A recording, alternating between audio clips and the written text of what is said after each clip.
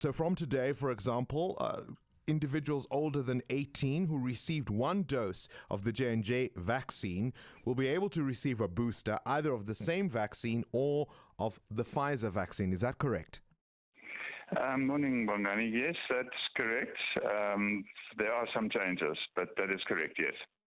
All right, so just talk us through then some of the key information we need to know. The public mustn't worry about these big names. They don't really mean anything to the public. What it means is that a homologous boost means that you use the same vaccine after an interval to stimulate more immune response on someone who's already got an immune response. A heterologous, which is this big word that people are seeing, means you use a different vaccine to stimulate an immune response from someone who's already had a vaccine to generate an immune response. So that's what's happening. We are now able to mix the vaccines. This has been done in other parts of the world for some time, and we are now formally introducing it into our schedule. And of course, also the interval period, those periods have been narrowed down and reduced somewhat. Yes, so we had increased our intervals way back in June, July last year when we started running out of vaccine. And we were very cautious, and we had gone to more or less the maximum intervals. We're now going back to what most of the rest of the world is using on what's regarded as minimum intervals to get a good immune response. So it does substantially reduce the intervals, and we're doing that for two reasons. One is that people get tired and forget about their vaccines if the intervals are too long. And secondly, we have plenty of vaccine in stock, so there's no reason to widen the intervals at the moment.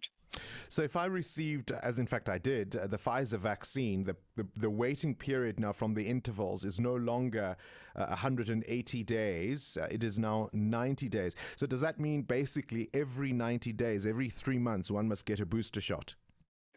No, not yet. So we don't know that answer yet. What we do know is that you get a good immune response after the first Pfizer dose from 21 days onwards. Up to about 42 days appears to be the best window, but it can be longer. It just shouldn't be shorter than that 21 days. So we're reducing the original interval between the two primary doses to 21 days instead of 42 days. Then the booster dose, you can wait up to 6 months, which is 180 days, and still get a good immune response. But the immune response starts to be pretty good from about 90 days, which is 3 months. We don't think at this stage that it looks like we will need to reboost because these vaccines are generating cellular immunity, and that's got very good memory. So we'll watch and see what happens, and it seems that as long as we are dealing with the same variants or very similar variants to what we have at the moment, it may not be necessary to keep boosting.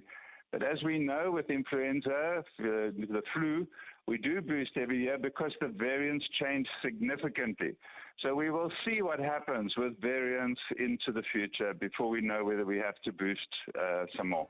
Current events, developing stories, tough questions. Your voice making a difference. This is Breakfast with Bongani Bingwa.